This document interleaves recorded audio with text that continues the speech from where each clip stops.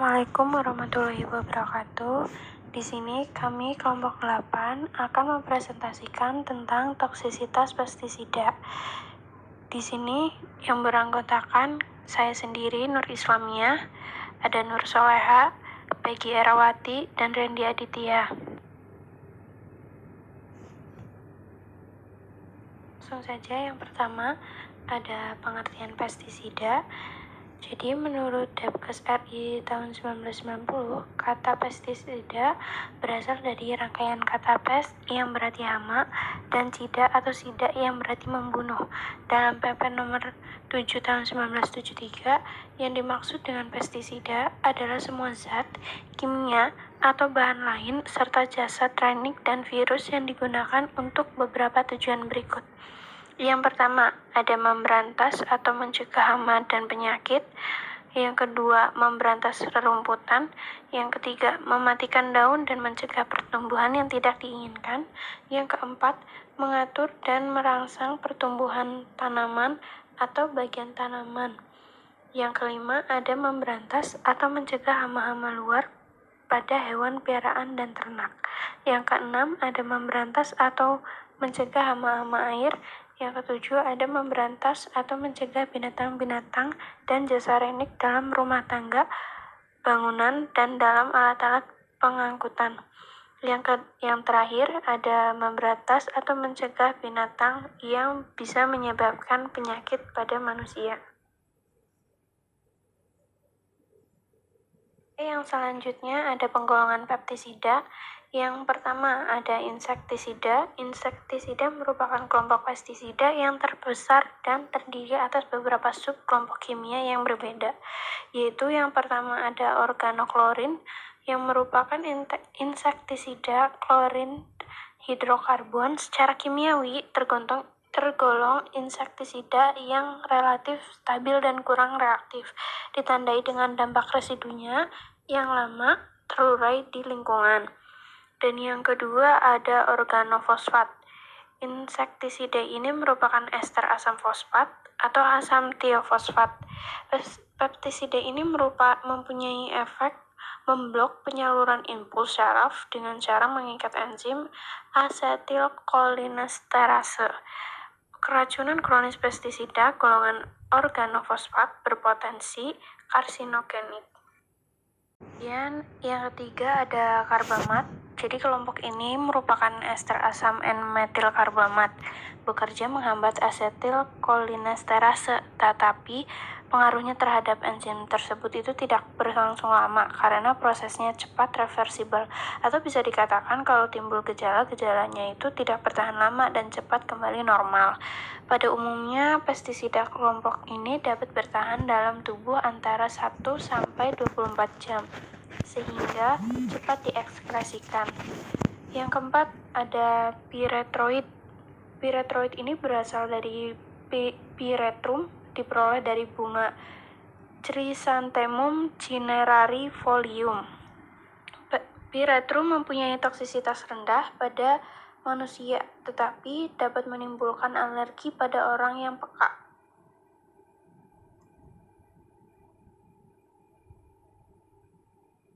Golongan pestisida berikutnya ada herbisida.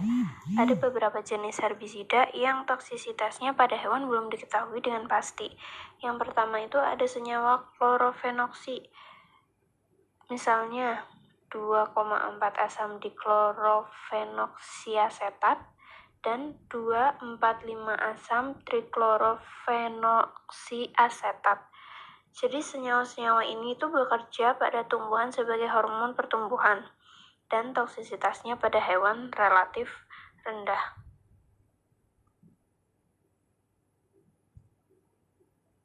Dan yang kedua ada herbisida piperidil, misalnya paraquat dan diquat, telah dipergunakan secara luas. Toksisitas zat ini dilakukan lewat pembentukan radikal bebas. Toksisitas paraquat ditandai oleh efek paru-paru melalui paparan inhalasi dan oral. Keracunan kronis pestisida paraquat dan diquat bersifat karsinogenik. Untuk yang terakhir, penggolongan pestisida golongan herbisida ada seperti dinitrookresol atau DNOC. Kemudian ada amitrol atau aminotriazol, dan karbamat profam dan klorofam, dan lain-lain.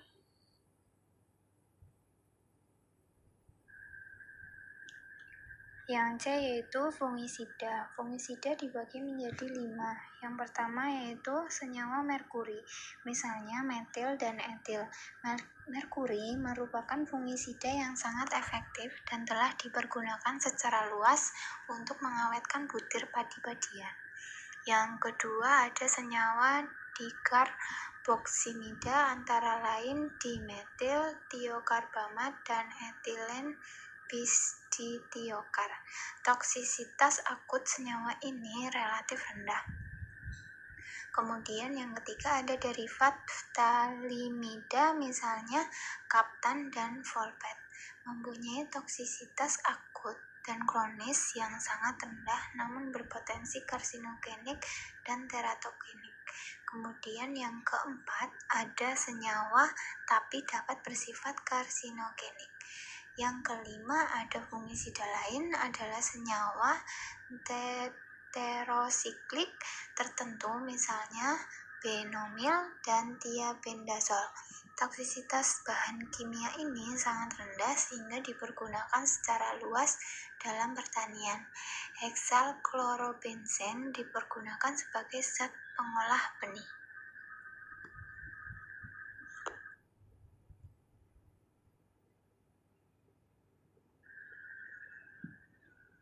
Kemudian yang D ada rodentisida.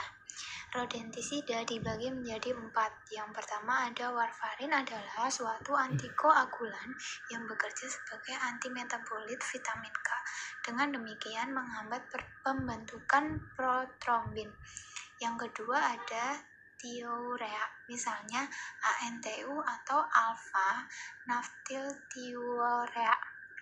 Sangat toksisitas pada tikus tetapi tidak begitu toksik bagi manusia.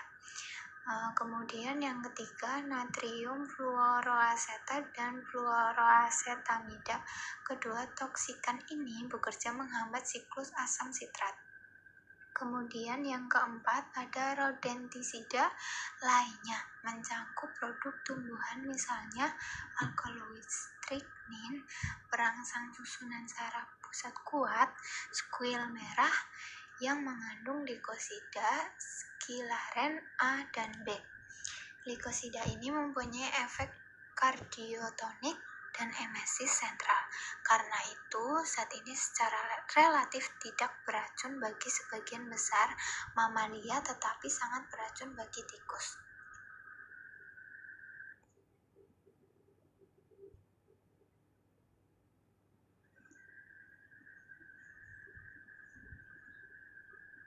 Kemudian yang ke E, fumigan. Sesuai namanya, kelompok pestisida ini mencakup beberapa gas cairan yang mudah menguap dan zat padat yang melepaskan berbagai gas lewat reaksi kimia. Dalam bentuk gas, zat ini dapat menembus tanah untuk mengendalikan serangga-serangga, hewan pengerat, dan nematoda tanah. Banyak fumigan, misalnya akrilomtril, kloropriprim, dan etilen bromid adalah suatu kimia reaktif yang dipergunakan secara luas dalam industri kimia. Beberapa fumigan bersifat karsinogenik seperti etilen bromid 1,2 dikloropropen.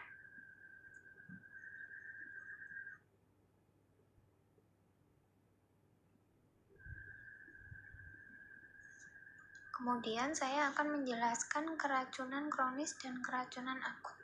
Yang pertama yaitu keracunan kronis. Keracunan kronis dapat ditemukan dalam bentuk kelainan saraf dan perilaku atau bersifat neurotoksik atau mutagenitas. Selain itu, ada beberapa dampak kronis keracunan pestisida pada organ paru-paru, hati, lambung, dan usus. serta mempengaruhi kerja sistem organ seperti sistem saraf, sistem hormonal, sistem kekebalan tubuh. Individu yang terpapar oleh pestisida bisa mengalami batuk yang tidak juga sembuh atau merasa sesak di dada.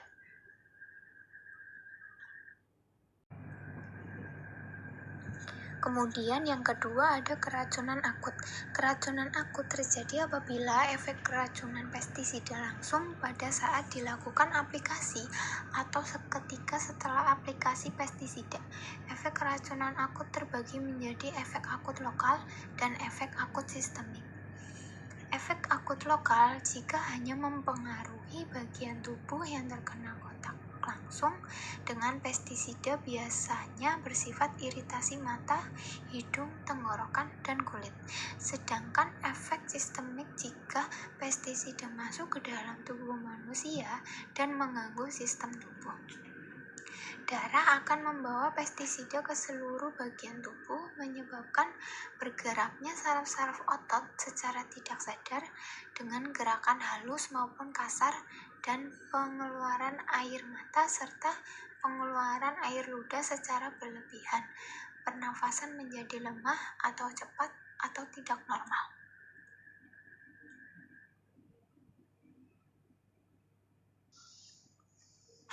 Jalan masuknya pestisida. Kontaminasi lewat kulit merupakan kontaminasi yang paling sering terjadi meskipun tidak seluruhnya berakhir dengan keracunan akut. Lebih dari 90% kasus keracunan di seluruh dunia disebabkan oleh kontaminasi lewat kulit.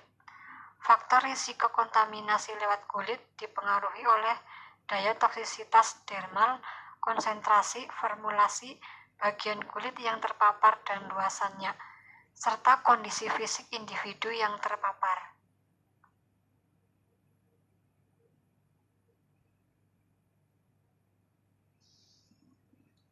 Patofisiologi paparan pestisida. Pestisida masuk ke dalam tubuh melalui beberapa cara, diantaranya absorpsi melalui kulit, melalui oral baik disengaja atau kecelakaan, dan melalui pernafasan. Absorpsi lewat kulit atau subkutan dapat terjadi jika substansi toksik menetap di kulit dalam waktu lama. Intek melalui saluran pernafasan terjadi jika pemaparan berasal dari droplet, uap, atau serbuk halus.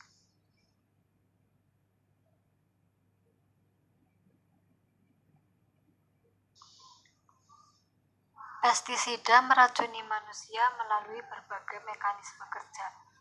Yang pertama, mempengaruhi kerja enzim dan hormon. Bahan racun yang masuk ke dalam tubuh dapat menonaktifkan aktivator sehingga enzim atau hormon tidak dapat bekerja.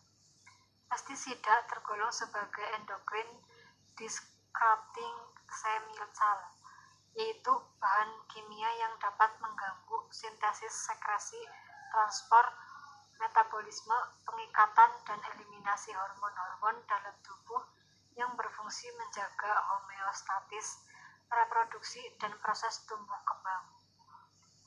Merusak jaringan. Masuknya pestisida menginduksi produksi serotonin dan histamin. Hormon ini memicu reaksi alergi dan dapat menimbulkan senyawa baru yang lebih toksik.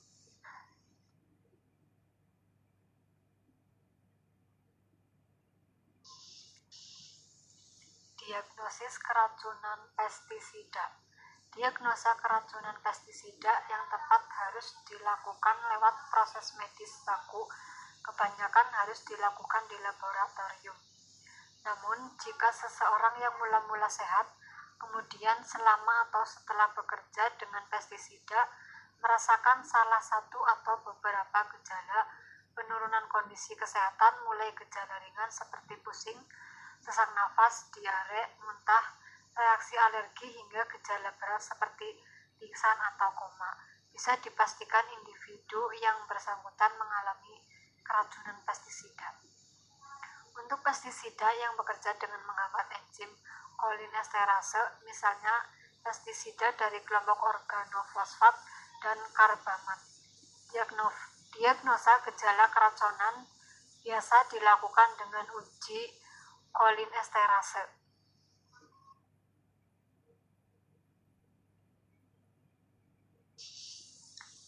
Penanganan keracunan pestisida. Penanganan keracunan pestisida, setiap orang yang pekerjaannya sering berhubungan dengan pestisida seperti petani, buruh penyemprot, dan lain-lain harus mengenali gejala dan tanda keracunan pestisida dengan baik.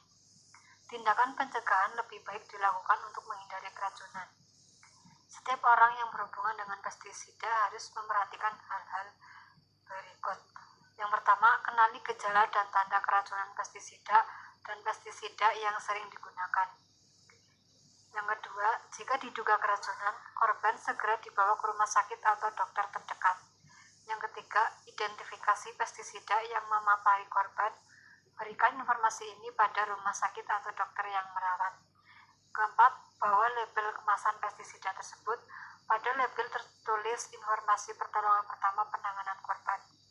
Yang kelima, tindakan darurat dapat dilakukan sampai pertolongan datang atau korban dibawa ke rumah sakit. Yang selanjutnya adalah analisis faktor resiko keracunan pestisida organofosfat pada keluarga petani. Hortikultura di Kecamatan Ngablak, Kabupaten Magelang. Keberadaan dan penggunaan pestisida oleh petani di Kecamatan Ngablak telah berlangsung sejak 1970-an. Pestisida dijadikan bahan yang utama bagi petani dalam rangka pengendalian hama karena upaya yang lain belum dikuasai atau bahkan tidak mereka kenal. Penggunaan pestisida sering tidak proporsional, terutama bila terjadi serangan hama atau setelah hujan. Petani akan melakukan kegiatan penyemprotan setelah turun hujan. Kondisi ini sering diperparah dengan ketidakpedulian mereka tentang bahaya pestisida yang dapat meracuni petani, keluarga, dan lingkungannya.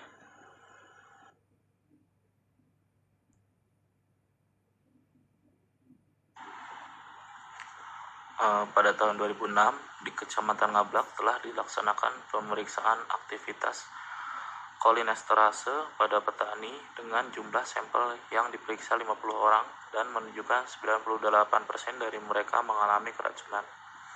Pada tahun 2008, hasil penelitian dengan jumlah sampel yang diperiksa 68 orang menunjukkan kadar kolinesterase darah petani sayuran di Desa Sumberjo yang mengalami keracunan sebesar 76,47%. Pada bulan Desember 2008, hasil pra-penelitian dengan jumlah sampel yang diperiksa 10 orang, istri petani menunjukkan kadar kolinesterase dalam darah di Desa Sumberjo yang mengalami keracunan sebesar 50%.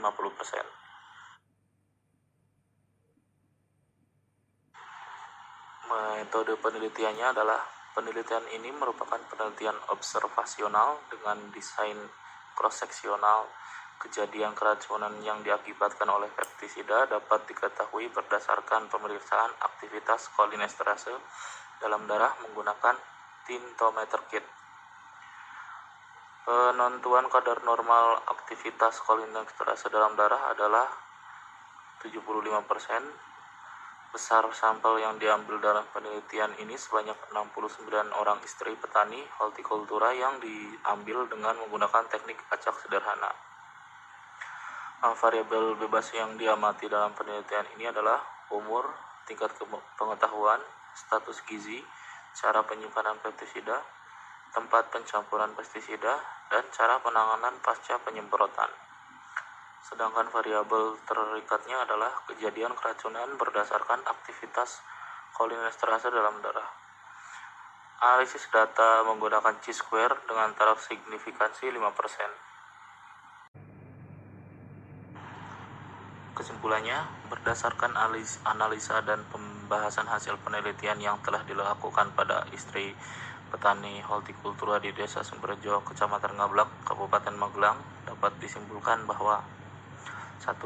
Istri petani hortikultura di Desa Sumberjo yang mengalami keracunan pestisida organofosfat sebanyak 71,02% berumur lebih 39 tahun sebanyak 31,89%. Tingkat pengetahuan tentang pestisida kurang sebanyak 75,36%. Berstatus gizi tidak normal sebanyak 39,13%. Cara penyimpanan pestisida buruk sebanyak 60,87%, tempat pencampuran pestisida buruk sebanyak 62,32%, dan cara penanganan pestisida buruk sebanyak 78,26%.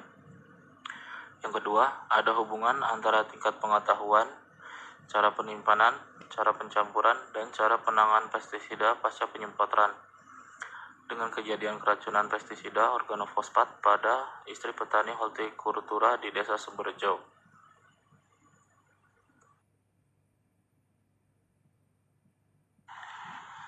Yang selanjutnya adalah tidak terdapat hubungan antara umur dan status gizi dengan kejadian keracunan pestisida organofosfat pada istri petani hortikultura di Desa Sumberjo, Kecamatan Ngablak, Kabupaten Magelang.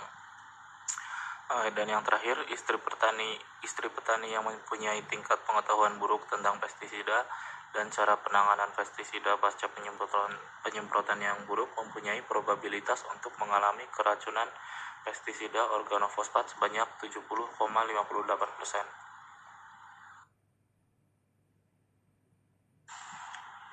Oke, sekian presentasi dari kelompok kami. Jika ada kesalahan kami mohon maaf. Assalamualaikum warahmatullahi wabarakatuh.